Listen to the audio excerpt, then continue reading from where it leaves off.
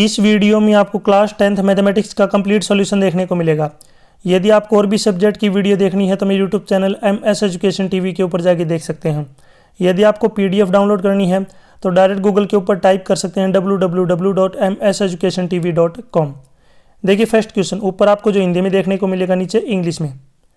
If two positive integers p and q can be expressed as p is equal to ab square and q is equal to a cube b, ab being prime numbers, LCM निकालना है इनका p और q का। तो देखिए यहाँ पे जो p है इसको हम लिख सकते हैं ab का स्क्वायर यानी कि a multiply b multiply b, और जो q है ये अपने पास a क्यूब यानी कि a multiply a multiply a multiply में b। जब भी हमें एलसीएम निकालना होता है तो दोनों में से जो नंबर सबसे ज़्यादा बार रिपीट होता है उसको हमें लेना है। तो देखिए नीचे वाले में जो है a 3 बार आया हुआ है तो हमें जो है a को 3 बार लेना पड़ेगा। मल्टीप्लाई में देखिए जो b है नीचे 1 बार है लेकिन ऊपर 2 बार है तो हमें b को जो है 2 बार लेना है। तो जब इसको सोल्व करेंगे तो a क्यूब b स्क्वायर ये अपना एलसीएम आ जाएगा। और अगर HCF निकालना होगा तो दोनों में से जो हमें कॉमन फैक्टर लेना पड़ता है जो दोनों में कॉमन हो। तो इसका जो एलसीएम आएगा a क्यूब b स्क्वायर। तो क्वेश्चन नंबर जो फर्स्ट है इसका राइट आंसर हो जाएगा C option, a cube b square.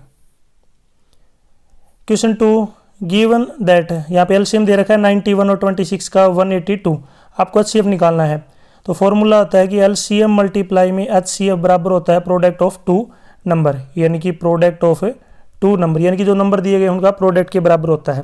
हमें HCF निकालना है तो क्या करेंगे, जो प्रोडक्ट है उसको एलसीएम से क्या कर देंगे, डिवाइड। तो हमें HCF निकालना है तो HCF हो जाएगा प्रोडक्ट ऑफ टू नंबर। तो नंबर क्या है 91 और जो है 26, तो 91 मल्टीप्लाई में 26 डिवाइड में एलसीएम अपने पास दे रखा है 182, तो डिवाइड कर देंगे 182 से। हम 90 से काटेंगे 182 को 2 पे कटेगा, 26 को 2 से काटेंगे तो 13 पे, तो इसका जो HCF आएगा कितना आएगा 13। तो क्वेश्चन नंबर 2 का राइट आंसर हो जाएगा ऑप्शन है A. Question 3, which of the following is not an irrational number, इनमें से इरेशनल नंबर कौन सा नहीं है। तो अगर इरेशनल नंबर नहीं है तो वो क्या हो जाएगा, रेशनल नंबर। और रेशनल नंबर क्या होते हैं, जिनको हम p/q की फॉर्म में लिख सकते हैं। तो √2 एक आपका इरेशनल नंबर है, √3 भी इरेशनल नंबर, √5 भी इरेशनल नंबर है, लेकिन √4 क्या है कि रेशनल नंबर है क्योंकि इसका जो है कंप्लीट स्क्वायर रूट निकलता है और इसको हम लिख सकते हैं 2/1। तो इसमें जो नॉट इरेशनल नंबर कौन सा है वो √4। तो क्वेश्चन नंबर 3 का राइट आंसर हो जाएगा सी ऑप्शन। नेक्स्ट है क्वेश्चन 4, ऊपर जो है हिंदी में दिया गया, नीचे इंग्लिश में। इफ़ अल्फा और बीटा आर द जीरोज, इसके जो जीरोज दे रखे हैं, तो अल्फा बीटा की जो है मल्टीप्लाई बतानी है, यानी कि इनका प्रोडक्ट बताना है। तो आपको पता होगा स्टैंडर्ड जो है एक्सप्रेशन होती है क्वाड्रेटिक पॉलिनोमियल की, x square plus bx plus में c। तो इसको जब नीचे वाले इसके साथ कंपेयर करेंगे 5x square minus x plus 4, तो यहाँ से जो a की वैल्यू आएगी अपने पास आएगी 5, b की वैल्यू हो जाएगी -1 और c की आएगी यहाँ पे 4। अल्फा और बीटा की मल्टीप्लाई बतानी है, तो जो जीरोज होते हैं उनकी मल्टीप्लाई बराबर होती है c/a। तो यहाँ पे c का मतलब है कॉन्स्टेंट 4 डिवाइड में a यानी कि x स्क्वायर का कोफिशिएंट यानी कि 5। तो अल्फा और बीटा का जो प्रोडक्ट होगा मल्टीप्लाई आएगी, ये आएगी 4/5। क्वेश्चन नंबर 4 का राइट आंसर है अपना बी, सेकंड ऑप्शन।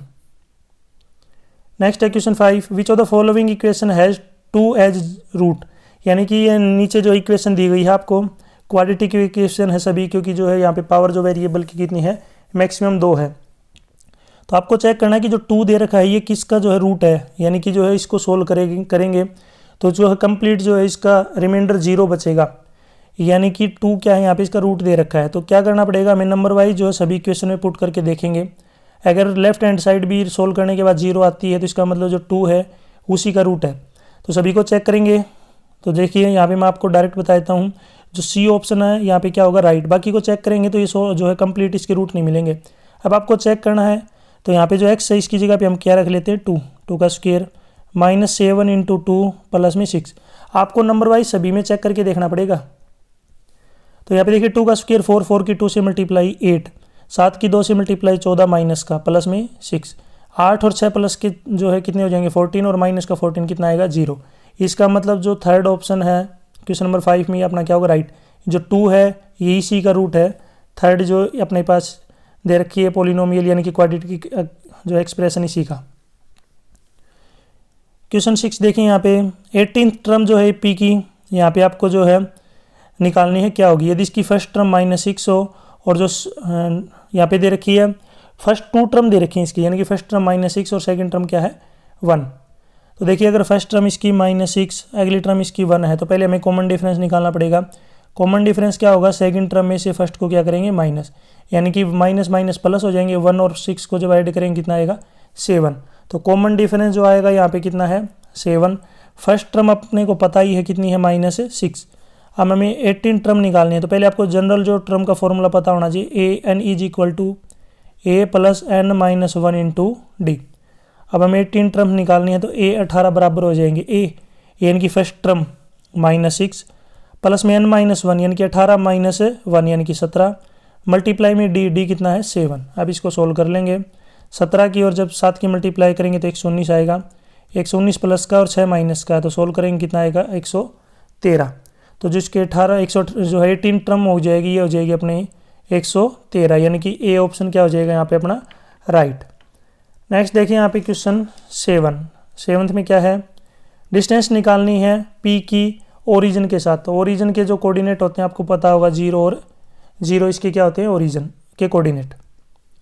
तो यहाँ पे देखिए मैं पॉइंट रख लेता हूँ अपने, एक पॉइंट यहाँ पे जो ओरिजिन है इसको मान लिया, इसके कोऑर्डिनेट हैं 0 और 0। तो दूसरा जो पॉइंट है ये P है, इसके कोऑर्डिनेट दे रखे हैं 2 और 3। अब आपको पता होगा डिस्टेंस फॉर्मूला क्या होता है, x2 माइनस x1 का स्क्वायर प्लस में y2 माइनस y1 का स्क्वायर, और इसका क्या लेना पड़ेगा आपको स्क्वायर रूट। ये डिस्टेंस फॉर्मूला होता है। अब यहाँ पे रख लेते हैं, जो P बराबर हो जाएगी OP बराबर होगी क्या x2 माइनस x1 यानी कि 2 माइनस 0 कितना आएगा 2 ही आएगा, 2 का square plus y2 minus y1 यानी कि 3 माइनस 0, ये भी कितना आएगा 3 का स्क्वायर, और इसका क्या लेना आपको स्क्वायर रूट।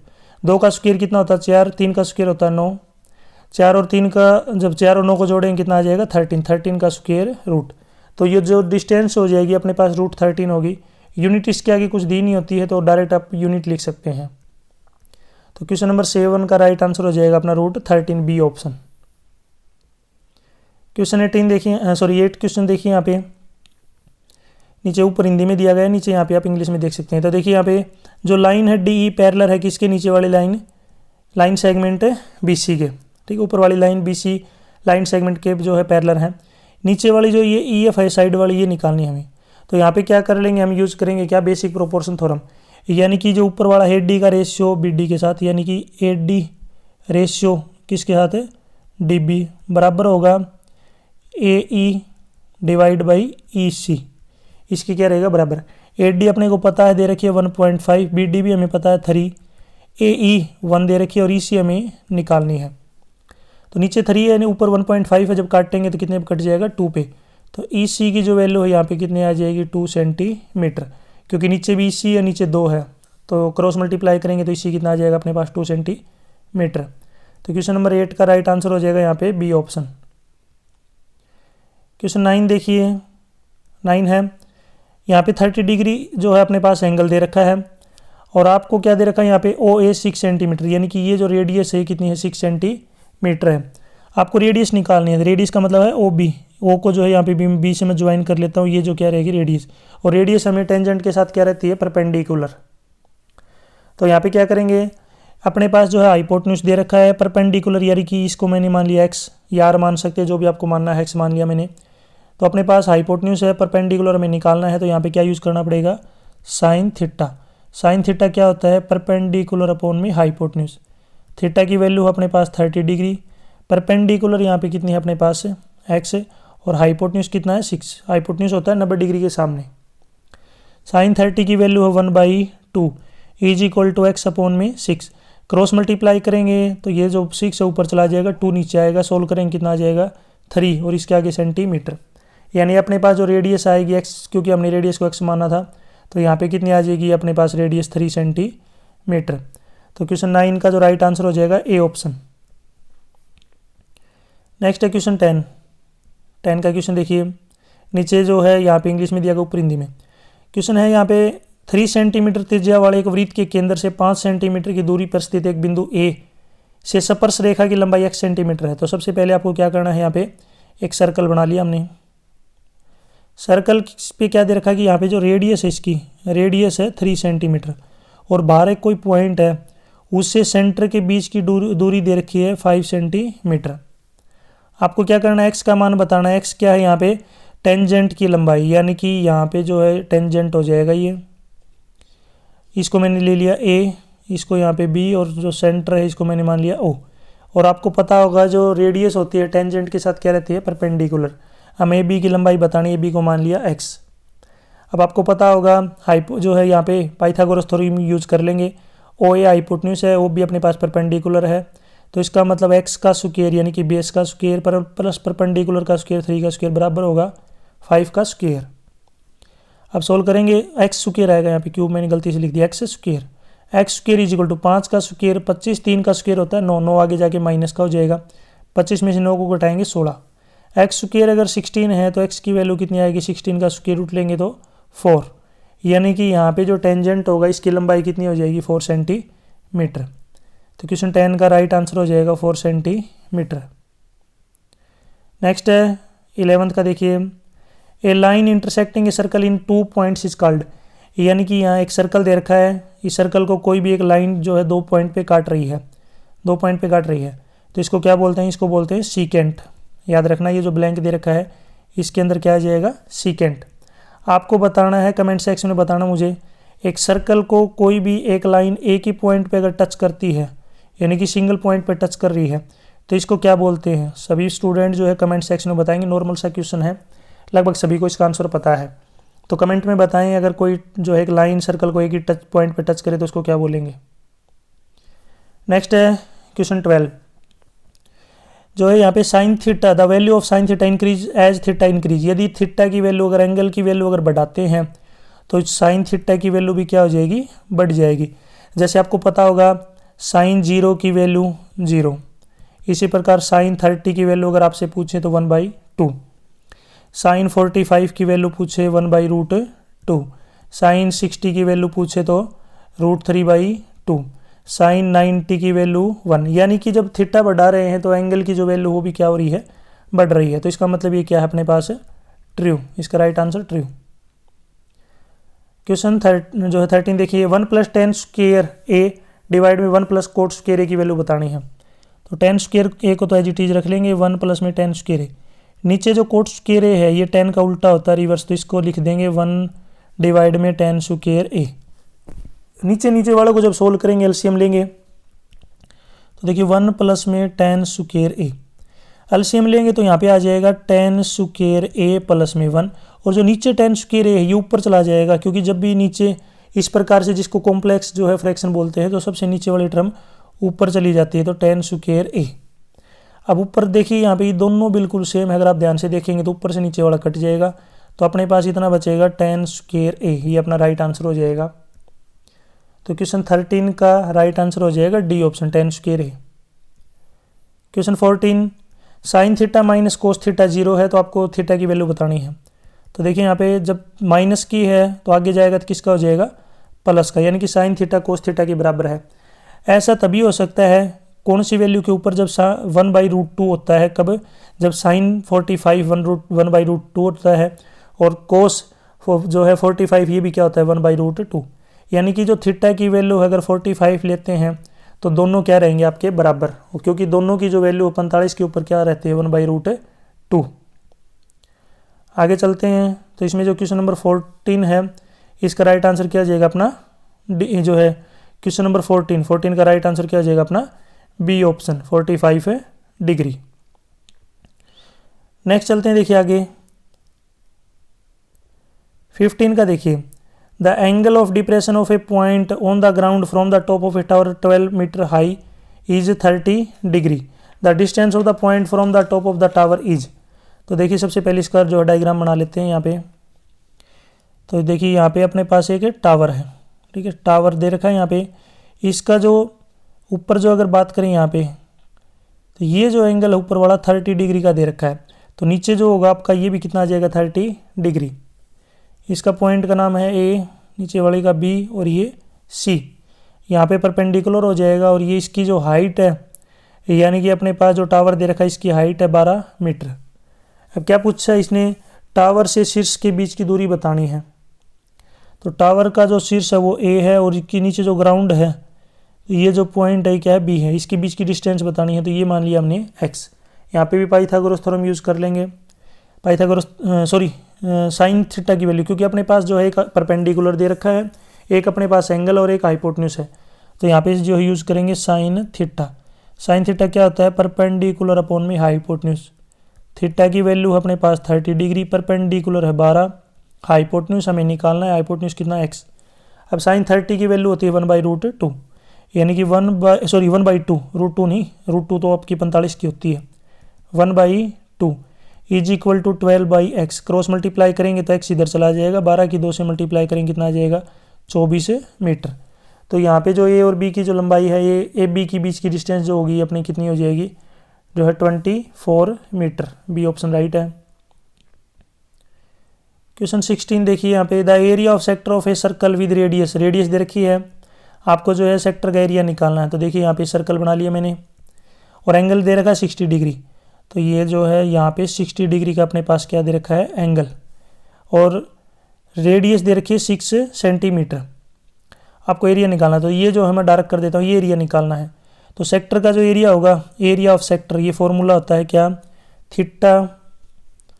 थीटा अपॉन में 360 मल्टीप्लाई में पाई आर स्क्वायर, ये फॉर्मूला होता है। अब रख लेते हैं, एंगल दे रखा है 60 डिग्री, डिवाइड में 360 मल्टीप्लाई में 22/7 मल्टीप्लाई में आर स्क्वायर।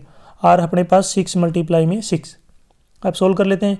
60 से काटेंगे 360 को, 6 पे कटेगा, 6 से इसको 6, एक 6 को काट देंगे, ऊपर 22 और 6 बच गए, मल्टीप्लाई करेंगे तो 136 नहीं 132, क्योंकि 22 छिके कितने हो गए? 132, और डिवाइड में नीचे क्या बच गया आपका? 7। 132 डिवाइड 7, और ये जो अगर इसकी यूनिट की बात करें किस में आ जाएगी आपकी? जो है यहाँ पे यूनिट दे रखी है सेंटीमीटर है, तो एरिया कितने आ जाएगा? सेंटीमीटर स्क्वायर में। यार राइट आंसर रहेगा 132/7 सेंटीमीटर स्क्वायर। नेक्स्ट है क्वेश्चन 7। यहाँ पे रेडियस दे रखी है, एंगल जो है आर्क के द्वारा, अब की बार एंगल जो है यहाँ पे आर्क का दे रखा है 60 डिग्री, सेंटर के ऊपर बना रहा है, तो आपको जो है लेंथ बतानी है आर्क की। तो ये देखिए इस प्रकार से सेम वही है, बस उसमें एरिया था, यहाँ पे क्या है अपने पास? आर्क की लंबाई बतानी है। तो ये मान लिया 60 डिग्री दे रखा। अब आप आर्क क्या होगा? जो ये ऊपर वाला हिस्सा दिख रहा है, एरिया नहीं बताना, बस ये आर्क की लंबाई बतानी है। रेडियस 21 सेंटीमीटर, तो सेम जो है फॉर्मूला लग जाएगा थीटा अपॉन में 360, लेकिन वो क्या था? एरिया था पाई आर स्क्वायर, लेकिन सरकमफ्रेंस का एरिया कितना होता है? 2πr। तो 2πr से क्या करेंगे इसको? मल्टीप्लाई। अब यहाँ पे एंगल है 60 डिवाइड में 360 मल्टीप्लाई में 2 मल्टीप्लाई में 22/7 और मल्टीप्लाई में 21। अब देखिए 60 से डिवाइड करेंगे, काटेंगे 360 को, 6 पे कटेगा, 7 से जब 21 को काटेंगे 3 पे कटेगा, 3 से 6 को काटेंगे 2 पे कटेगा, 2 से 2 कट जाएगा, अकेला आपका 22 बचेगा, बाकी सब कैंसिल हो गए। 22 सेंटीमीटर, 22 सेंटीमीटर की आ जाएगी यहाँ पे आर्क की लंबाई, 22 सेंटीमीटर। क्वेश्चन 18 देखिए, इन ए थ्रो पेयर ऑफ डाइस, एक डाइस को जो है जोड़े में उछाला गया, यानी कि 2 डाइस को एक साथ जो उछाला गया है, तो जो दोनों नंबर आएंगे उनका सम 10 आएंगे, ऐसी जो है प्रोबेबिलिटी बतानी है। तो आपको पता होगा जब डाइस को उछालते हैं तो या तो 1-1 आता है, या 1-2 आता है, या 1-3 आता है, 1-4, 1-5, 1-6, फिर 2-1, 2-2, 2-3, 2-4, 2-5, 2-6, 3-1, 3-2, यानी इस प्रकार आएंगे।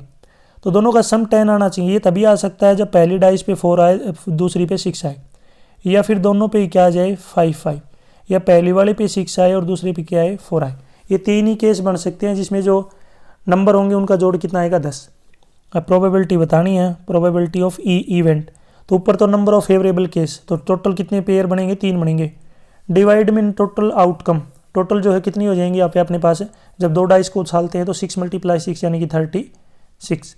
अब काटेंगे इसको तो 12 पे कट जाएगा, 1/12 जो है यहाँ पे क्या रहेगी? प्रोबेबिलिटी। तो क्वेश्चन नंबर 18 का जो राइट आंसर रहेगा अपना सी ऑप्शन, 1/12।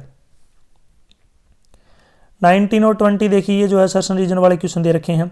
अब पहले मैं आपको एक बार थोड़ा समझा देता हूँ। ए ऑप्शन आपको तब सिलेक्ट करना है जब अभिकथन और कारण दोनों सत्य हैं और कारण अभिकथन की सही व्याख्या है। बी आपको तब सिलेक्ट करना है जब असर्शन और कारण दोनों सही है और कारण जो है सही व्याख्या नहीं है। सी आपको तब सिलेक्ट करना है जब असर्शन सही है लेकिन रीजन गलत है। और डी आपको तब सिलेक्ट करना है जब अभिकथन जो है फॉल्स है, यानी कि असर्शन गलत है लेकिन रीजन क्या है? सही। क्वेश्चन स्टार्ट कर देते हैं। इंग्लिश में यहाँ पे आप पढ़ सकते हैं, reason assertion true, reason is correct explanation. B option assertion reason true but reason is not correct. C option assertion true, reason false. D option assertion false but reason true. अब question start कर देते हैं। देखिए 19 का, इसमें assertion दे रखा है कि दो स्पेयर हैं जिनके वॉल्यूम का रेशियो 27:8, तो उनका जो सरफेस एरिया होगा उसका रेशियो हो जाएगा 3:2। तो पहले तो देखिए साइड का रेशियो निकालेंगे। तो यहाँ पे 27 का हमें क्या लेना पड़ेगा, क्यूब रूट। 8 का भी क्या लेना पड़ेगा, क्यूब रूट।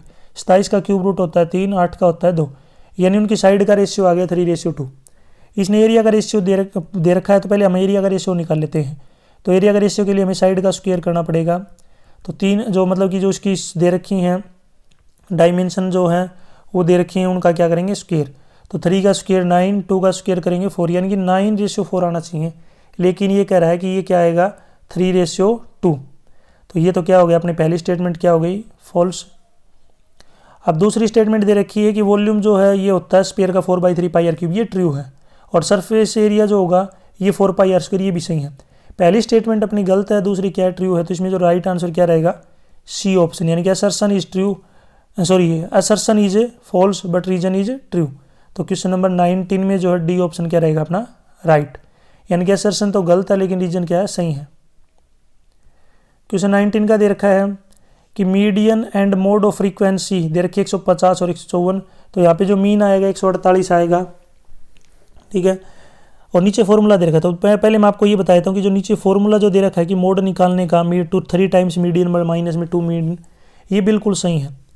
अब हम ऊपर वाला और चेक कर लेते हैं कि स्टेटमेंट सही है गलत है।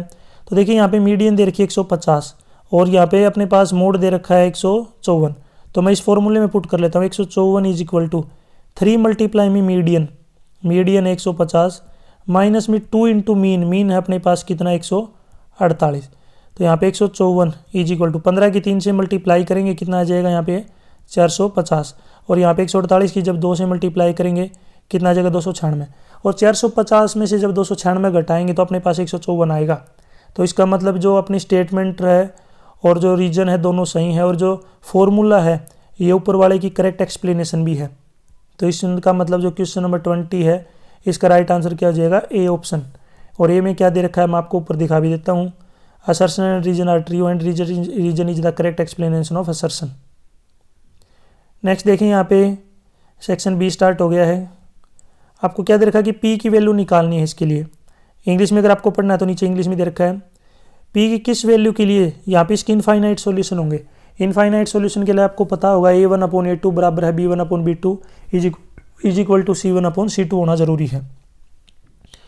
तो देखिए इसको लिख लेते हैं, p -3 इंटू एक्स प्लस में 3y, और उस p को जो है राइट साइड में पहले लेफ्ट में लेके आएंगे और उधर 0 रखेंगे, क्योंकि जो स्टैंडर्ड अपने पास इक्वेशन होती है ax + by + c is equal to 0, ये होती है linear equation in 2 variable. Standard form है तो पहले इसको इस प्रकार से लिखेंगे। अब दूसरी को रख लेते हैं। देखिए दूसरी है px प्लस में py माइनस में 12 इज इक्वल टू 0, माइनस में 12 इज इक्वल टू 0। अब देखिए इसको सोल्व करते हैं।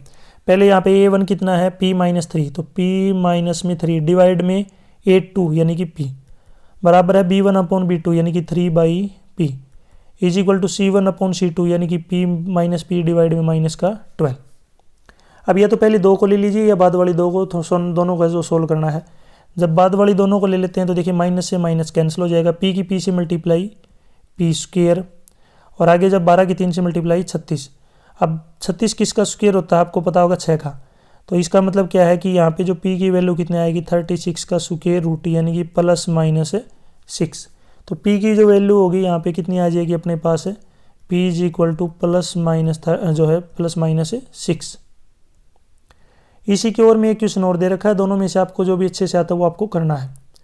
और वाला देखिए क्या दे रखा है कि दोनों को जो है सोल्व करके x और y की वैल्यू निकालनी है। तो इसको करने के 2 तरीके हैं। एक तरीका तो है कि आप एलिमिनेशन मेथड की हेल्प से कर सकते हैं, यानी कि दोनों में जो x और y का कोफिशिएंट बराबर करके आपस में घटा लीजिए। दूसरा है सब्स्टिट्यूशन मेथड, किसी एक वेरिएबल की वैल्यू दूसरे में रख दीजिए। तो यहाँ पे x की वैल्यू है, बस उठा के आप सेकंड में रख लीजिए। तो जब देखिए यहाँ पे रखता हूँ मैं, तो आगे है 2 इंटू एक्स की वैल्यू क्या है 2, देखिए यहाँ पे x की वैल्यू है 2y - 1, तो 2 - y - 1 रख दिया। प्लस में आगे देखिए यहाँ कितना है 3y, प्लस में 3y इज इक्वल टू है 12। अब 2 की 2 से मल्टीप्लाई करेंगे 4y आएगा, 2 की 1 से मल्टीप्लाई 2 प्लस में 3y इज इक्वल टू 12। अब देखिए 4y और 3y होते हैं 7y, ये माइनस का 2 है लेफ्ट में, आगे जाएगा तो प्लस का 2 हो जाएगा, और 2 और 12 कितने हो जाएंगे 14। तो यहाँ से y की वैल्यू कितनी आएगी 14 अपॉन में 7 यानी कि 2। y की वैल्यू अपने पास आ गई 2। अब हमें x की निकालनी है, तो जो y की वैल्यू आप कौन सी भी इक्वेशन में रख लीजिए, चाहे आप पहली में रख लीजिए, पहली में रखेंगे तो देखिए x is equal to 2 into y, y है 2 माइनस 1, 2 की 2 से मल्टीप्लाई 4, 4 में से 1 घटाएंगे तो 3, तो x की वैल्यू यहाँ पे आ जाएगी कितनी अपने पास है 3। तो इसका मतलब जो x की वैल्यू 3 आएगी और y की वैल्यू कितनी आएगी अपने पास है 2। तो क्वेश्चन नंबर 21 का राइट आंसर होगा। क्वेश्चन 22 का देखिए, आपको जो है रेशियो निकालना है लाइन सेगमेंट का। यहाँ पे 2 पॉइंट दे रखे हैं और उनके बीच का जो है ये पॉइंट दे रखा है जिसके कोऑर्डिनेट दे रखे हैं।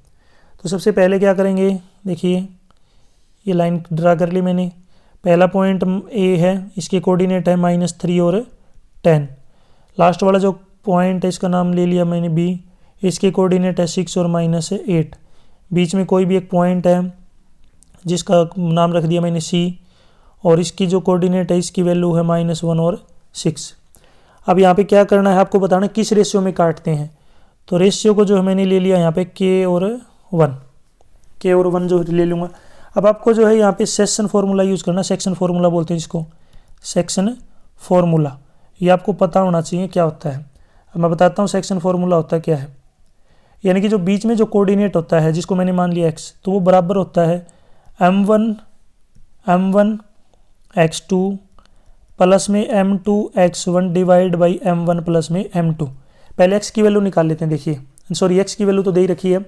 इसी प्रकार y की जो है y के लिए यूज़ कर सकते हैं, हमें दोनों लिखने की जरूरत नहीं है, पहले x वाला रख लेते हैं। तो x की वैल्यू दे रखी है, बीच वाली टर्म कितनी है -1 इज इक्वल टू m1 यानी कि पहला पार्ट k मल्टीप्लाई में x2, ये x2 कितना है यहाँ पे अपना 6, प्लस में m2 सेकेंड रेशियो 1 मल्टीप्लाई में x1 पहला जो एक a है कोऑर्डिनेट, इसके कोऑर्डिनेट में x की वैल्यू है -3 डिवाइड में m1 प्लस में m2 यानी कि k प्लस में 1। अब थोड़ा इसको सोल्व करेंगे, तो देखिए इसको मैं यहाँ पे सोल्व कर लेता हूँ, साइड में मैंने जगह कर ली। -1 इज इक्वल टू 6 की k से मल्टीप्लाई 6 के माइनस में 3 डिवाइड में क्या आएगा k प्लस 1, यानी कि -1 is equal to 6k - 3 divide में k प्लस 1।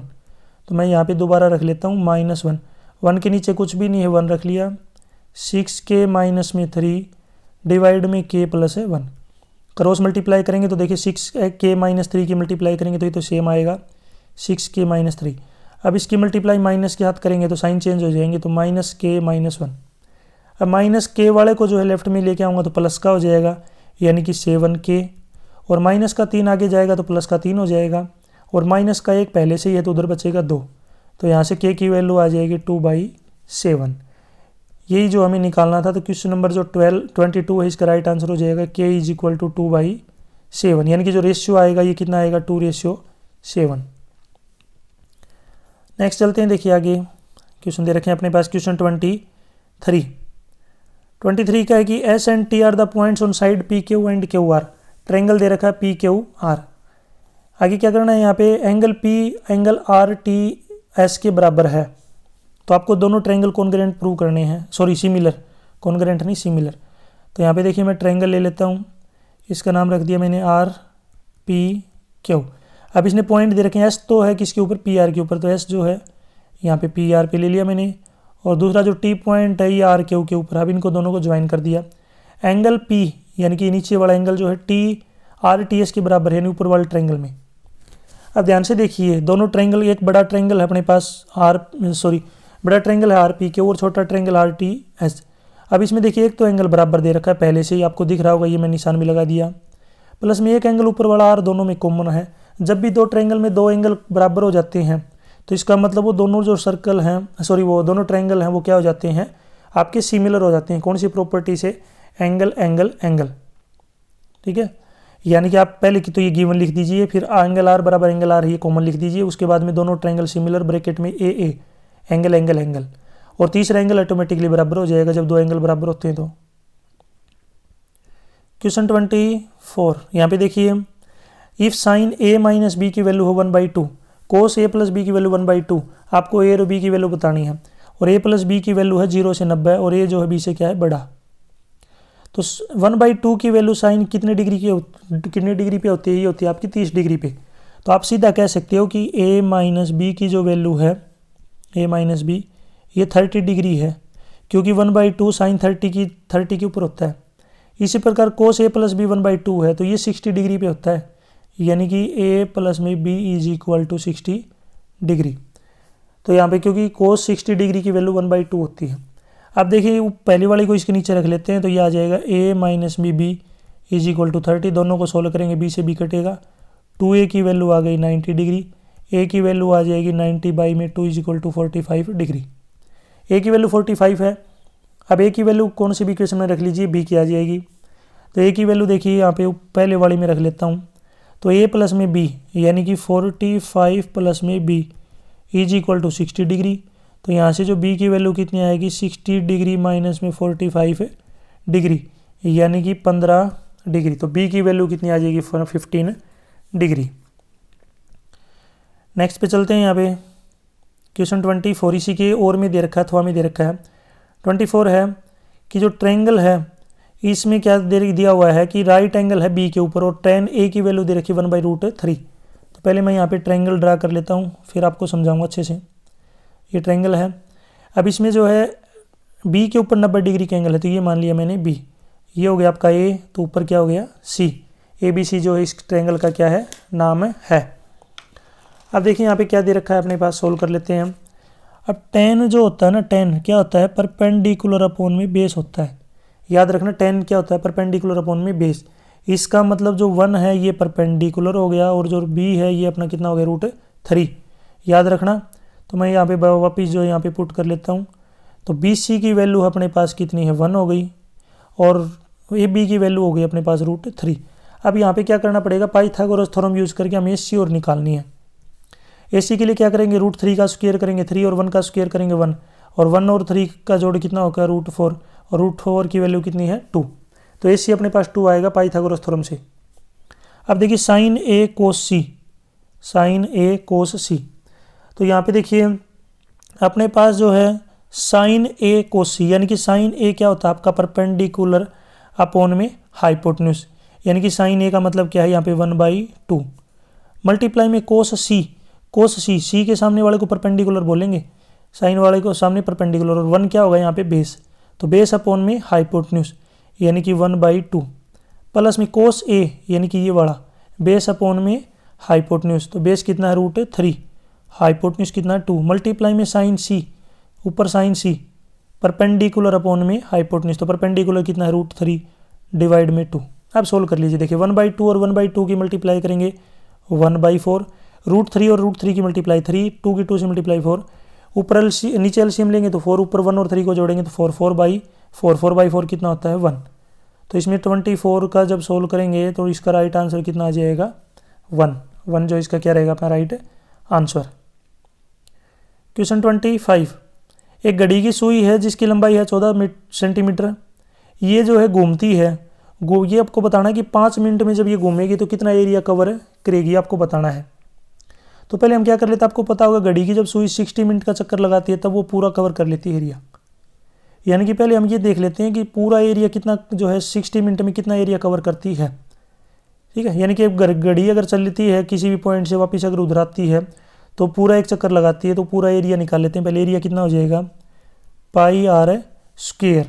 तो पाई की वैल्यू अपनी है 22/7 मल्टीप्लाई में r का स्क्वायर, यहाँ पे रेडियस कितनी दे रखी है अपने पास 14 मल्टीप्लाई में 14। और ये जो एरिया कवर होगा ना, ये याद रखना है आपको कितने में कवर हो जाएगा, ये होगा आपका टोटल 60 मिनट में, 60 मिनट में कवर होगा, आपको ये याद रखना है, कहीं आप भूल जाओ। यानी कि 60 मिनट में ये एरिया कवर होता है। इसके आगे मैं 60 मिनट लिख देता हूँ, 60 मिनट 5 मिनट में बताना है। तो देखिए 60 मिनट में अगर इतना कवर होगा तो 1 मिनट के लिए डिवाइड करना पड़ेगा किस चीज़ को, 60 से, और 5 मिनट का निकालना है तो इसको 5 मिनट से क्या करेंगे, मल्टीप्लाई। यानी कि यहाँ पे मैं लिख देता हूँ एक बार अच्छे से, 60 मिनट के अंदर जो एरिया कवर होगा ये है πr²। 1 मिनट के अंदर जो एरिया कवर होगा ये होगा πr² डिवाइड में 60, और 5 मिनट का निकालना है तो 5 मिनट के लिए एरिया कितना कवर हो जाएगा, 5/60 πr²। 5 से काटेंगे तो 12 पे, यानी कि पाई आर स्क्वायर डिवाइड में 12, ये इसका एरिया आ जाएगा। अब यहाँ पे देखिए आप पाई की वैल्यू दे रखी, पता होगा आपको 22/7, आर की वैल्यू अपने को दे रखी है, तो पाई की वैल्यू है यहाँ पे 22/7, डिवाइड में कितना था अपना 1/12, 1/12 को मैं आगे लिख लेता हूँ 1/12, मल्टीप्लाई में आर स्क्वायर 14, मल्टीप्लाई में 14, ये अपना आएगा जब सोल्व करेंगे इसको तो 154 डिवाइड में 3 सेंटीमीटर स्क्वायर, ये अपना जो है राइट आंसर रहेगा। नेक्स्ट देखिए यहाँ पे √3 को प्रूव करना है कि ये इरेशनल नंबर है। इरेशनल नंबर क्या होते हैं जिनको हम पी बाई क्यू की फॉर्म में नहीं लिख सकते। तो पहले क्या करते हैं, हम इसको मान लेते हैं ये क्या है कि रेशनल नंबर है, यानी कि √3 को जो रेशनल नंबर मान लो और इसको पी बाई क्यू की इक्वल रख दो। और आपको याद रखना है कि पी और क्यू कैसे नंबर हैं, को प्राइम नंबर होंगे, ठीक है, ये क्या होंगे, को प्राइम नंबर।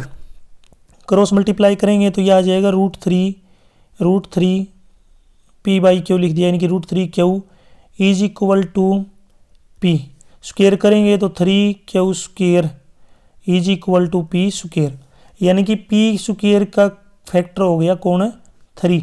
तो इसका मतलब ये क्या है, किसका फैक्टर है, जो 3 है, ये पी का भी फैक्टर हो जाएगा।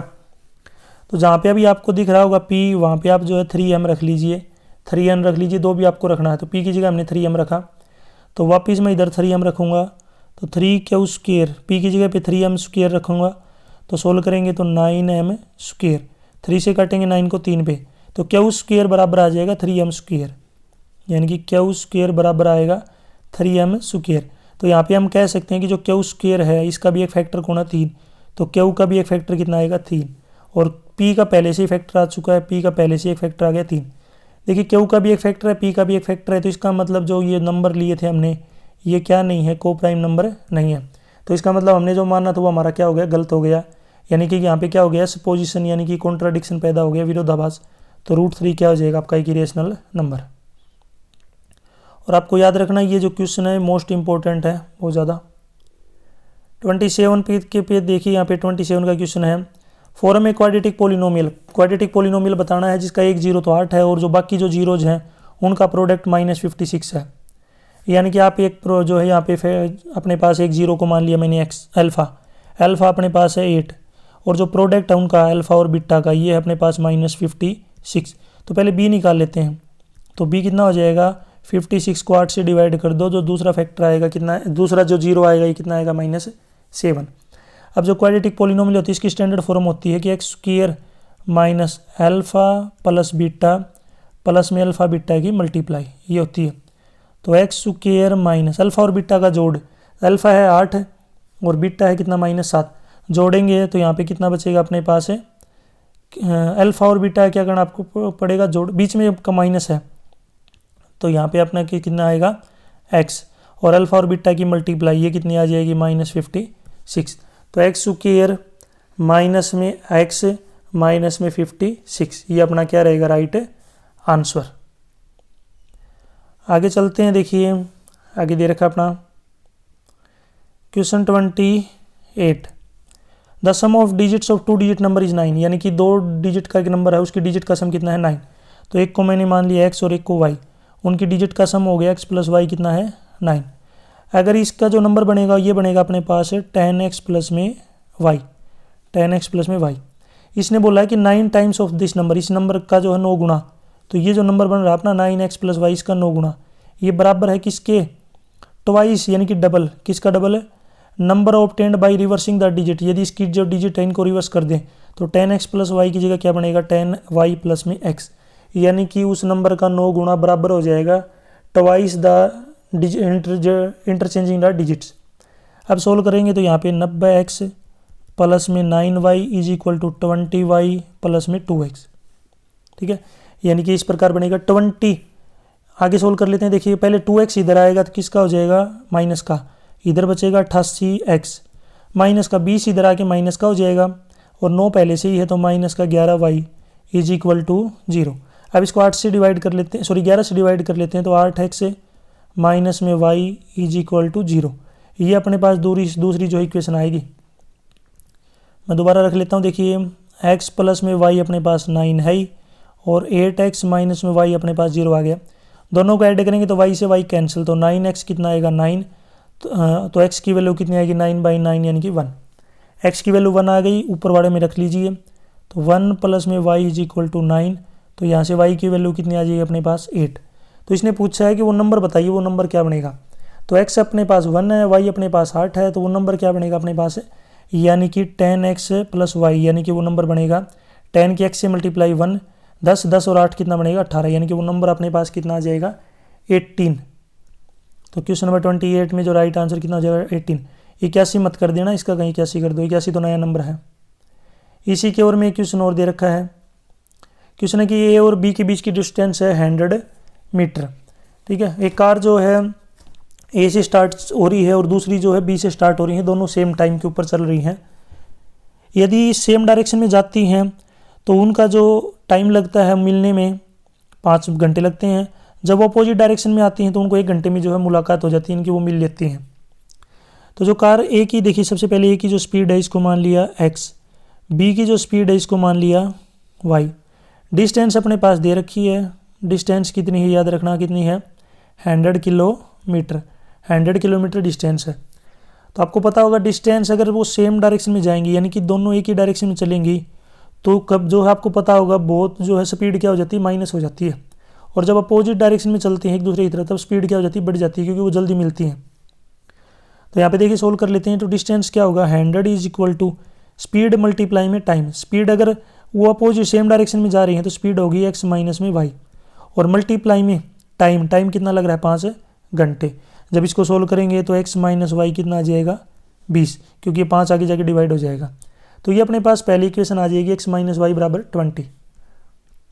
अगर वो सेम डायरेक्शन में जाएंगी तो इसका मतलब डिस्टेंस तो सेम रहेगी, distance equal to speed multiply time, यानी कि x प्लस वाई मल्टीप्लाई में टाइम है 1 घंटा, तो x प्लस वाई की वैल्यू यहाँ पे कितनी आएगी 100।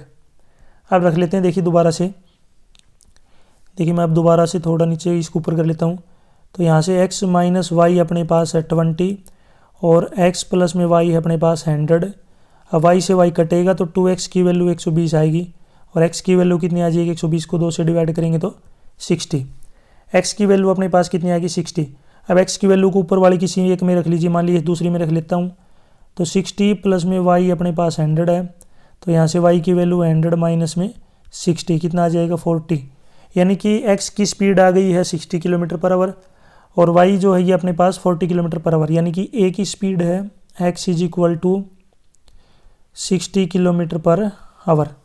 ठीक है, यानी कि x की जो वैल्यू 60 और अपने पास b की वैल्यू है y यानी कि 40 kilometre per our. Question 29, find the point on x axis. X axis के ऊपर एक पॉइंट बताना है जो इक्वी डिस्टेंस पे है, किस पे, इन दोनों पॉइंटों से।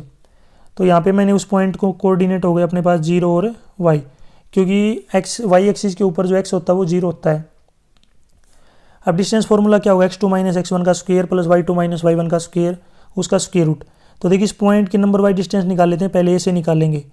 तो x2 माइनस x1 का स्क्वायर प्लस y2 यानी कि 5 माइनस y1 का स्क्वायर, इसका स्क्वायर रूट बराबर है। अब दूसरे पॉइंट से निकाल लेते हैं x2 माइनस यानी कि 4 माइनस 0 का स्क्वायर प्लस y2 यानी कि 3 माइनस y1 y का स्क्वायर, उसका स्क्वायर रूट। स्क्वायर से स्क्वायर रूट कैंसिल, 6 में 0 घटाएंगे 6, 6 का स्क्वायर 36 प्लस में यहाँ a माइनस बी का स्क्वायर बनेगा तो 5 का स्क्वायर 25 प्लस में b का square y square minus 10y is equal to minus 4 का स्क्वायर होता है 16 प्लस में आगे a माइनस बी का स्क्वायर यानी कि 3 का स्क्वायर 9 प्लस में y स्क्वायर और माइनस में 6 y। अब दोनों साइड से देखिए y स्क्वायर से y स्क्वायर कैंसिल। अब इसको सोल्व करेंगे तो देखिए उधर से अगर इधर लेके आएंगे तो आपको सोल्व कर लेना। तो यहाँ से y की वैल्यू मैं डायरेक्ट बता देता हूँ कितना आएगा 9, y की वैल्यू यहाँ पे कितनी आ जाएगी 9। तो इसके कोऑर्डिनेट हो जाएंगे 0 और 9। नेक्स्ट है क्वेश्चन 30 का देखिए, लेफ्ट हैंड साइड को राइट हैंड साइड के क्या करना है, हमें इक्वल प्रूव करना है। तो इसके लिए क्या करना पड़ेगा, पहले आप क्या कर लीजिए लेफ्ट साइड को ले लीजिए। एक बात का आपको याद रखना है कि जो सीकेंड स्क्वायर होता है वो बराबर होता है tan स्क्वायर थीटा प्लस में 1 और कोसिकेंड स्क्वायर बराबर होता है कोट स्क्वायर थीटा प्लस 1। यानी मैं लिख लेता हूँ पहले, देखिए सीकेंड स्क्वायर थीटा बराबर है इक्वल है tan स्क्वायर थीटा प्लस 1 और कोसिकेंड स्क्वायर थीटा ये बराबर होता है किसके, कोट स्क्वायर थीटा प्लस में 1। अब दोनों को जोड़ लेते हैं क्योंकि लेफ्ट साइड में हमें ये दोनों चाहिए। तो जब दोनों को जोड़ेंगे तो secant square theta plus cosecant square theta बराबर हो गया ten square theta plus coat square theta plus में 2, प्लस में क्या हो जाएगा यहाँ पे 2। अब 2 के ब्रैकेट में मैं टेन थीटा और कोट थीटा लिख सकता हूँ। क्यों लिख सकता हूँ उसका रीजन बताता हूँ। क्योंकि टेन से कोट क्या हो जाएंगे कैंसिल, क्योंकि एक दूसरे के रिवर्स हैं ये। अब ये आगे फॉर्मूला बन जाएगा टेन थीटा, यानी कि मैं थोड़ा बैक पीछे लिख लेता हूँ, यानी कि आगे ये फार्मूला बन गया A square plus B square plus 2ab, यानी कि टेन थीटा प्लस में कोट थीटा और इसका स्क्वायर, इसका फॉर्मूला बन गया। अब आगे ये जो है 2 है, इधर आके लेफ्ट में क्या हो जाएगा स्क्वायर रूट, लेफ्ट में क्या होगा स्क्वायर रूट। ये हमें प्रूव करना था। आगे चलते हैं। देखिए क्वेश्चन इसी के ओर में, देखिए क्वेश्चन और दे रखा है 30 के जो क्वेश्चन है 30 के ओर में। देखिए आपको इसको प्रूव करना है। इसके पहले हम क्या करेंगे, इसको डिवाइड कर लेंगे किससे, साइन थीटा से। साइन थीटा से डिवाइड करेंगे तो पहले वाले में तो आ जाएगा कोट थीटा माइनस में 1 प्लस में कोसिकेंड थीटा, ए दे रखा, सॉरी आप ए लेके चलीजिए। तो ए लेके चलेंगे तो यह अपने पास आएगा कोट ए माइनस में 1 प्लस में कोसिकेंट ए, डिवाइड में आप साइन से करेंगे तो यह आ जाएगा अपने पास कोट ए प्लस 1 माइनस में कोसिकेंट ए। अब कोट ए और कोसिकेंट ए को साथ रख लीजिए, और जो 1 है इसको हम लिख सकते हैं कोसिकेंट स्क्वायर ए माइनस में कोट स्क्वायर ए। नीचे भी इनको दोनों साथ रख लेंगे, लेकिन नीचे वाले ए को चेंज नहीं करना और इसको सेम रखना है।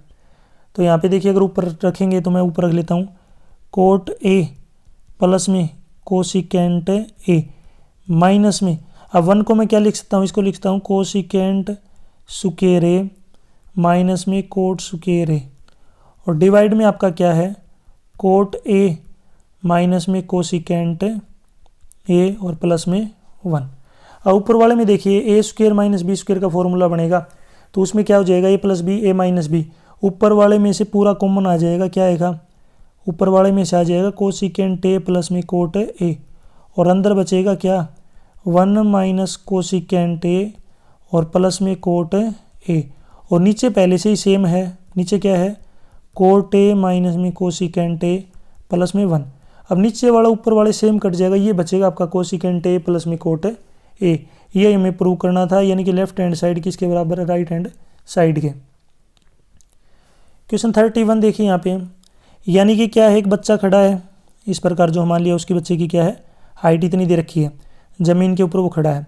वो क्या कर रहा है, एक 30 मीटर हाई जो बिल्डिंग है उसको देख रहा है। द एंगल ऑफ एलिवेशन दे रखी है उसकी आंखों का, तो पहले देखिए उसका लेवल में ये लेवल बनाना पड़ेगा, क्योंकि उसकी हाइट दे रखी है, यानी कि ये उसका क्या रहेगा लेवल, और हाइट है उसकी 1.5 मीटर। अब वो एंगल ऑफ एलिवेशन दे रखा है कि पहले उसका जो एंगल था वो कितना था 30 डिग्री था। उसके बाद में वो बिल्डिंग की तरफ जा रहा है, तो जाने के बाद उसका अब एंगल कितना रह गया 60 डिग्री रह गया। बताओ वो कितनी दूर चला है, यानी कि आपको यहाँ से लेकर यहाँ तक की जो बीच का लंबाई है, दूरी है, ये हमको बतानी है। अब देखिए 30 तो पूरी टावर की लंबाई है, तो ये जो उसकी हाइट है ये तो हमें काटनी पड़ेगी। ये हटाएंगे तो ऊपर वाली हाइट कितनी बचेगी 20 घटाएंगे तो 30 कट जाएगा, ये बचेगा 28.5। ये आपकी हाइट बचेगी यहाँ से लेकर यहाँ तक, ये हाइट है, क्योंकि टोटल 30 है, 30 में से उसकी हाइट जो ये इतनी है, ये हाइट ये दोनों बराबर हैं, तो ये कटेगी। अब 2 ट्रायंगल हो गए अपने पास, दोनों को हमें प्रूफ जो है सोल्व करना है। तो देखिए एक बार तो बड़ा ट्रायंगल ले लीजिए, एक बार छोटा ले लीजिए, इसको सोल्व कर लेना। ये क्वेश्चन मैं आपके लिए छोड़ रहा हूँ, ठीक है। इसका आंसर आप मुझे ज़रूर कमेंट सेक्शन में बताएंगे। थोड़ा सा लेंथी क्वेश्चन है ये, दोनों ट्रायंगलों को आपको अलग अलग लेना है, मैंने आपको बता दिया। एक बार तो tan 60 डिग्री ले लीजिए परपेंडिकुलर अपॉन में बेस, एक बार दोबारा से जो आपको tan 30 डिग्री लेना है वो भी आपका परपेंडिकुलर अपॉन में बेस। उधर से दोनों 2 साइड आएंगी, दोनों को देखिए, यानी कि उधर से क्या आ जाएंगे आपकी 2 साइड, यानी कि एक तो पूरी आ जाएगी और एक ये आधी आ जाएगी, यानी कि जितनी भी है उसको पूरी में से पहले वाले को घटा देंगे तो ये बचेगी। नेक्स्ट है क्वेश्चन 32 का देखिए यहाँ पे क्वेश्चन दे रखा है क्या है, the sum of 4th and 8th term is 24, यानी कि जो 4th टर्म है और 8th टर्म है उसका जोड़ दे रखा है। And sum of 6th term and 10th term का जोड़ दे रखा है। पहली 3 टर्म आपको बतानी है।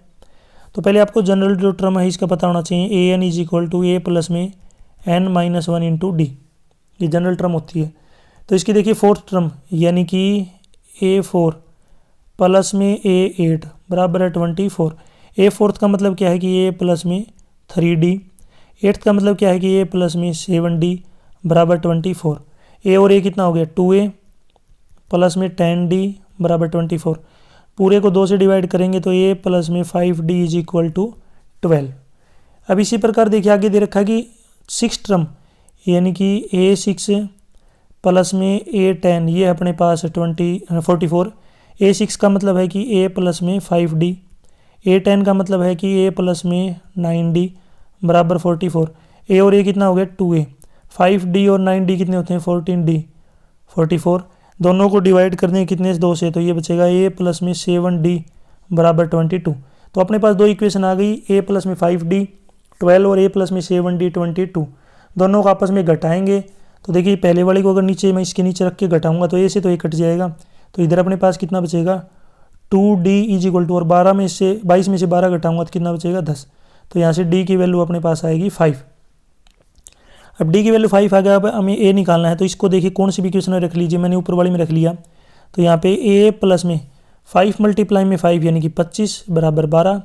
तो 25 आगे जाके माइनस का हो जाएगा, तो 12 में से 25 घटाएंगे तो A की वैल्यू कितनी आ जाएगी -13। A -13 है, D 5 है। हमें इसकी पहली 3 टर्म बतानी है। मैं दोबारा रख लेता हूँ, A है अपने पास -13 और D है यहाँ पे कितना अपना 5। अब पहली टर्म होती है A, दूसरी टर्म होती है A प्लस D और तीसरी टर्म होती है A प्लस में 2D। तो पहली तो -13 आ गई, दूसरी जब इसमें सोल्व करेंगे इसमें लिखेंगे 13 माइनस का और 5 प्लस का, तो माइनस का 8 आएगा। अगली में A प्लस में 2D, D का डबल होता है 10 और -13 कितने करेंगे तो -3। ये पहली 3 टर्म आ जाएंगी। क्वेश्चन 33 ये जो है यहाँ पे सोल्व करना है इसको, यानी कि मीडियन दे रखा है अपने पास 8D और PM।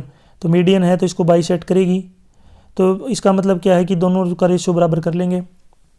यहाँ पे जो है कौन सा यूज़ कर लेंगे हम, जो है मीडियन का जो है यानी कि ट्रायंगल का जो साइडों का जो रेशियो है वो इक्वल करके दोनों को यहाँ पे क्या करना पड़ा आपको सिमिलर प्रूव करना है। ये कर सकते हो आप, प्रूव करने वाला क्वेश्चन है ये। 34 पे चलते हैं। 34 का यहाँ पे गुलाब जामुन दे रखा है। गुलाब जामुन का क्या दे रखा है जामुन, गुलाब जामुन का यहाँ पे जो है कंटेंट दे रखा है, कंटेनर यानी कि एक बर्तन दे रखा है। उसमें क्या कर रखा है यहाँ पे 30% क्या है शुगर सिरप है पूरे वॉल्यूम के अंदर। यहाँ पे आपको जो है अप्रोक्सीमेट बताना है कि कितना जो है 45 जामुन के अंदर जो है कितना जो है वो आएगा, कितना आएगा सिरप। यदि जो गुलाब जामुन है ये किस टाइप का है, बीच में से तो सिलेंड्रिकल है और कोनों पे क्या आपका ये इस टाइप का है, यानी कि जिसको हम बोलते हैं कोने पे से क्या है हमें स्फीयर है। इसकी जो है लंबाई दे रखी है कितनी है 5 सेंटीमीटर, इसका डायमीटर दे रखा है 2.8 सेंटीमीटर। तो देखिए ध्यान से मैं यहाँ पे ड्रा कर लेता हूँ, एक बार आपको अच्छे से समझा देता हूँ। ये इस प्रकार बीच में से आप डॉटेड कर लीजिए इसको, ठीक है, बीच में से क्या डॉटेड और दोनों साइड से क्या आपका हेमिस्फीयर। तो इसकी जो डायमीटर है ये 2.8 है, यानी कि इसकी डायमीटर है 2.8। तो रेडियस कितनी आ जाएगी 1.4 आधी होती है। अब इसकी जो लेंथ दे रखी है हम कंप्लीट लेंथ कितनी है अपने पास 5 सेंटीमीटर। हमें पहले सिलेंडर की जो है बीच वाली लेंथ निकालनी है। तो देखिए 1.4 लेफ्ट में घटेगी, 1.4 राइट में घटेगी, तो बीच में जो अपनी लंबाई आएगी 5 में से 1.4 और 1.4 यानी कि 2.8 घटाएंगे तो अपने पास जो बीच की लेंथ आएगी ये आएगी 2.2 सेंटीमीटर। अब हमें क्या निकालना है, वॉल्यूम निकालना है। तो जो साइड के जो कोने हैं इनका वॉल्यूम और प्लस में बीच वाला जो सिलेंडर इसका वॉल्यूम दोनों को जोड़ देंगे। तो सिलेंडर का वॉल्यूम होता है πr²h, प्लस में दोनों साइड हेमिस्फीयर है, हेमिस्फीयर को जोड़ेंगे तो पूरा एक स्फीयर बन जाएगा और स्फीयर का वॉल्यूम होता है 4/3 πr³। अब यहाँ पे देखिए दोनों में से अपने पास क्या कॉमन आ जाएगा πr² कॉमन ले लिया, अंदर बच गया h प्लस में 4r/3। h की वैल्यू भी दे रखी है, r की वैल्यू भी दे रखी है, बस आपको यहाँ पे पुट करना है। तो पाई की वैल्यू कितनी है 22/7 मल्टीप्लाई में r² यानी कि 1.4 इंटू h कितना अपने पास 2.2 मल्टीप्लाई में 4r कितना है अपने पास है 1.4 और डिवाइड में कितना है 3। इसको सोल्व कर लेना। जब आप इसको सोल्व करेंगे तो यहाँ पे मैं डायरेक्ट आपको इसका आंसर बता देता हूँ। जब इसको सोल्व करेंगे तो इसका आएगा 45 पॉइंट में 152 डिवाइड बाई 3 सेंटीमीटर क्यूब। ये पूरा जो आपका जो गुलाब जामुन था इस प्रकार का, इसका क्या आएगा वॉल्यूम टोटल का। अब यहाँ पे क्या करना है कि 30% क्या है उनमें से शुगर है, तो आप क्या करेंगे 45 जो गुलाब जामुन उनके अंदर कितना होगा, तो ये जो वॉल्यूम आया ये कितना आया आपका एक गुलाब जामुन का है, एक का। ऐसे कितने गुलाब जामुन है 45 हैं, तो इसको 45 से क्या करना पड़ेगा आपको मल्टीप्लाई। तो इसको 45 से मल्टीप्लाई करेंगे तो ये आएगा 1127.28 सेंटीमीटर क्यूब। ये वॉल्यूम आएगा 45 गुलाब जामुन का। अब इसमें जो 30% क्या है ये आपका शुगर है, तो टोटल शुगर कितना हो जाएगा, तो ये जो वॉल्यूम आया इसका हम 30% निकाल लेंगे। तो अपने पास 30% जब निकालूंगा परसेंटेज हटाने के नीचे क्या लिखूंगा 100। इसको सोल्व कर लेंगे, ठीक है। जब इसको सोल्व करेंगे तो ये लगभग 338.184 सेंटीमीटर क्यूब, ये क्या आएगा अपने पास है जो है शुगर सिरप आ जाएगा 45 जो गुलाब जामुन उनके अंदर। 20 नेक्स्ट देखिए इसी में 34 में ही देखिए और में क्वेश्चन दे रखा है। और में क्या दे रखा है, पहले तो ऊपर डायग्राम समझ लीजिए। देखिए ये डायग्राम इस टाइप का, इसमें जो इसकी हाइट दे रखी है, रेडियस डायमीटर दे रखा है। तो इसका आपको क्या निकालना है, find the area of the colour, यानी कि पूरा जो इसका कर्व्ड सरफेस एरिया निकालना है। तो नीचे आपका एक कोण है, ऊपर आपका हेमिस्फीयर है, दोनों का कर्व्ड सरफेस एरिया निकाल के क्या करना आपको जोड़ना है। तो देखिए यहाँ पे मैं इसको यहाँ पे पहले एक बार ड्रा कर देता हूँ ताकि आपको समझ में आ जाए, ठीक है। तो इसकी जो हाइट है ये कितनी है 5 है कंप्लीट। इसके जो डायमीटर है ये 3.5। तो डायमीटर अगर 3.5 है तो रेडियस कितनी हो जाएगी, इसको 2 से क्या कर लेंगे डिवाइड, 2 से क्या करेंगे इसको डिवाइड, आ जाएगी।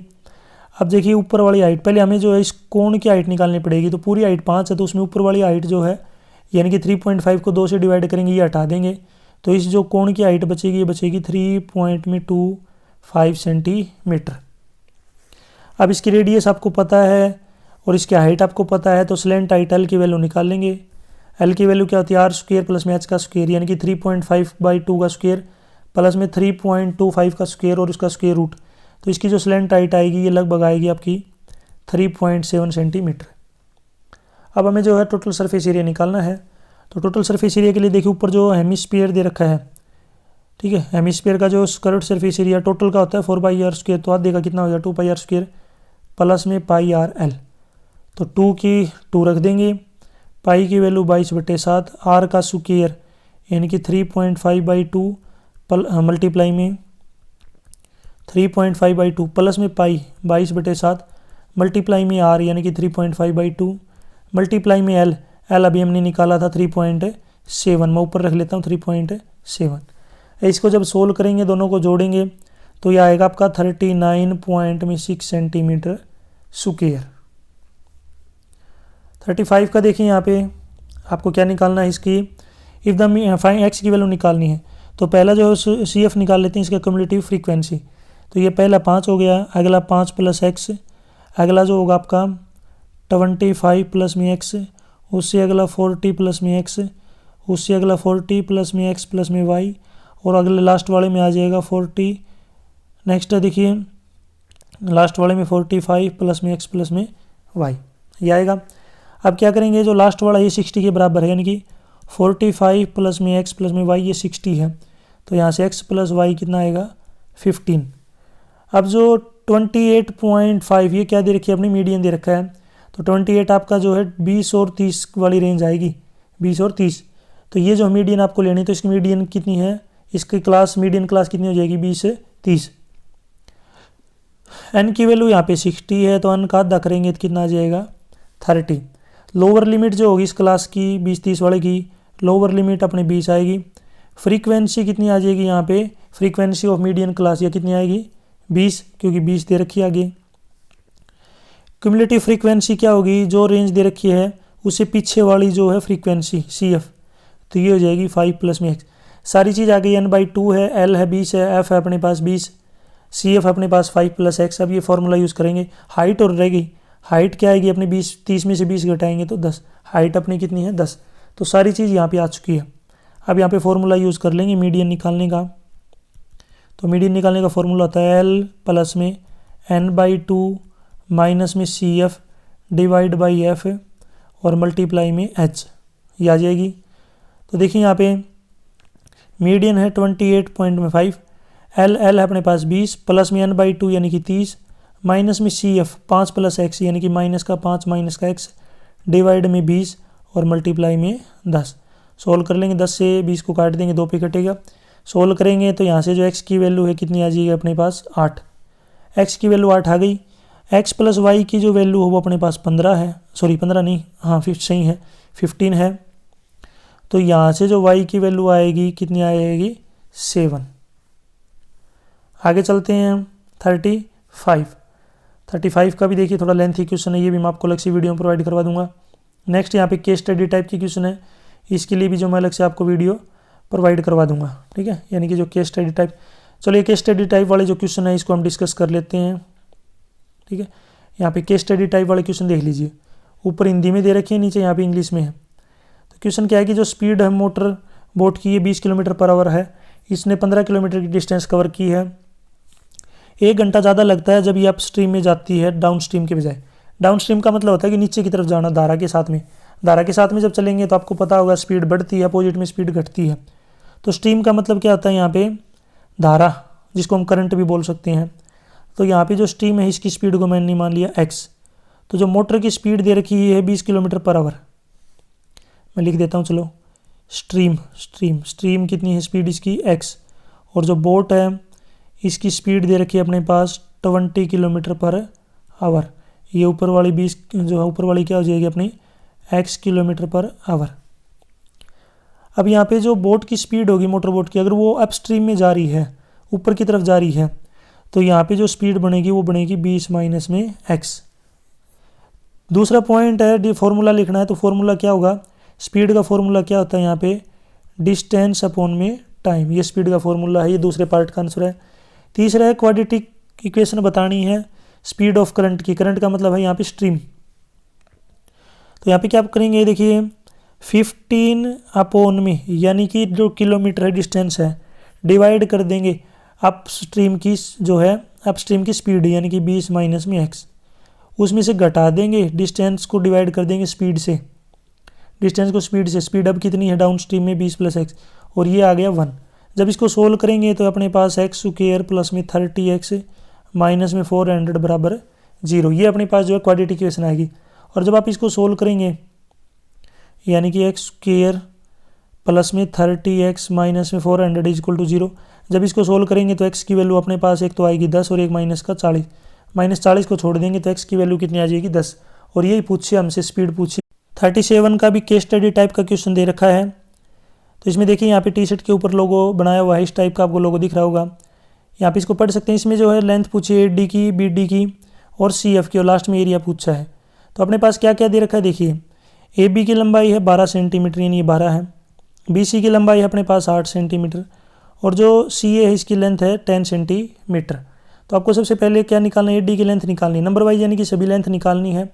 पहले तो यहाँ पे आपको AD की निकालनी है, उसके बाद जो है BD है इसकी लेंथ निकालनी है, और नेक्स्ट है CF की लेंथ निकालनी है, सभी निकालनी है। तो देखिए ऐसे यहाँ पे टेंजेंट डाला गया है सर्कल के ऊपर D और F पॉइंट के ऊपर, तो इसका मतलब ये क्या रहेंगे बराबर। तो जो यहाँ पे सबसे पहले देखिए AD और AF क्या होंगे बराबर, तो AD और F इसको मैंने मान लिया Z हैं दोनों, थोड़ा सा मैं नीचे कर लेता हूँ, ये अपने पास हो गए Z। नेक्स्ट है BD और BE को मैंने मान लिया X। नेक्स्ट है CE और CF, ये हो गए अपने Y। अब आगे देखिए AB जो है 12 सेंटीमीटर है, यानी कि AB का मतलब है कि Z + X, यानी कि Z प्लस में X कितना है 12। नेक्स्ट है BC 8 है, BC का मतलब क्या है कि X प्लस में Y 8 हो गया। नेक्स्ट है CA है अपना 10, यानी कि Z प्लस में Y कितना हो गया Z 10। सभी को जोड़ेंगे तो ये अपने पास आएगा 2x 2y 2z, यानी कि 2 में बाहर ले लेता हूँ, x + y + z 12 10, और इसको जब सभी को जोड़ेंगे तो अपने पास आएगा 30। ये 2 आगे जाके 30 को काट देगा, कितना बचेगा 15, यानी कि x प्लस में y प्लस में z कितना अपने पास 15 है। तो सबसे पहला है कि हमें AD निकालना है, यानी कि z की वैल्यू निकालनी है। तो z के लिए मैं क्या करूँगा कि x और y का जोड़ घटा दूंगा, और x y का जोड़ है 8, तो 15 में से जब मैं 8 को घटाऊँगा तो कितना बचेगा 7, ये AD की लंबाई आ जाएगी 7। दूसरा पार्ट देखिए इसमें क्या पूछा है हमसे, अगले में BD पूछा है, यहाँ BD ये वाली लेंथ पूछी है।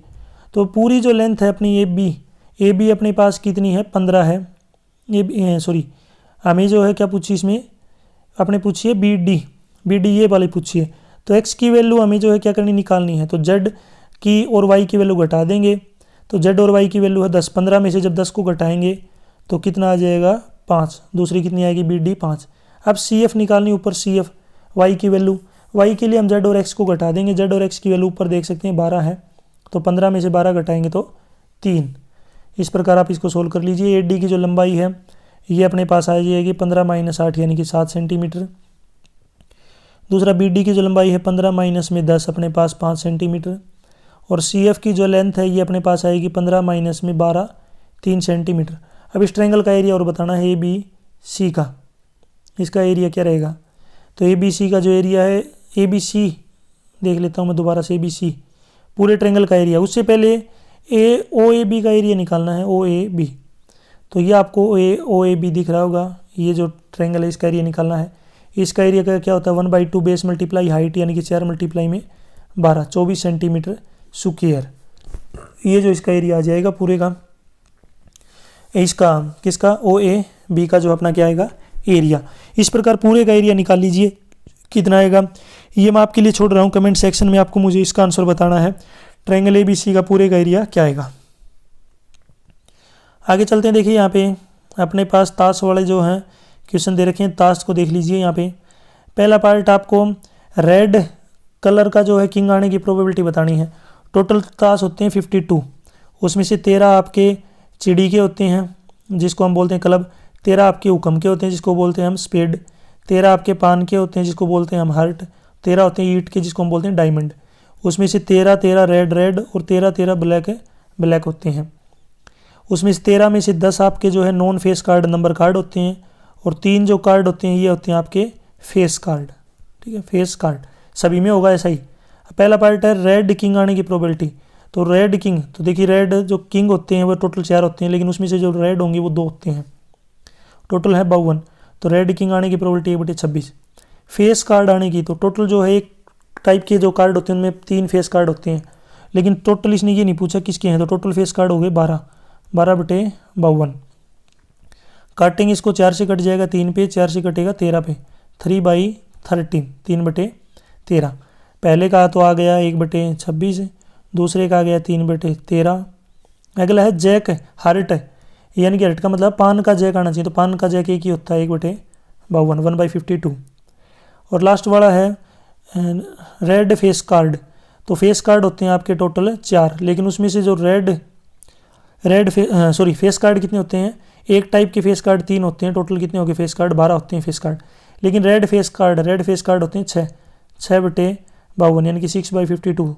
2 से काटेंगे 3 पे, 2 से काटेंगे 26 पे, 3/26 जो क्या आ जाएगा यहाँ पे राइट आंसर। यहाँ तक वीडियो जो अपनी कंप्लीट हो चुकी है। वीडियो अच्छी लगी तो उसको लाइक करें, अपने दोस्तों के साथ जरूर शेयर करें। वीडियो के बीच में मैंने आपसे क्वेश्चन पूछे, उन क्वेश्चन के आंसर आप मुझे जरूर कमेंट सेक्शन में बताएंगे। और भी वीडियो देखनी है तो मेरे यूट्यूब चैनल के ऊपर जाके देख सकते हैं। PDF डाउनलोड करनी है तो इस कोने में वेबसाइट का लिंक दिख रहा होगा, इस वेबसाइट से डाउनलोड कर सकते हैं। Thanks for watching.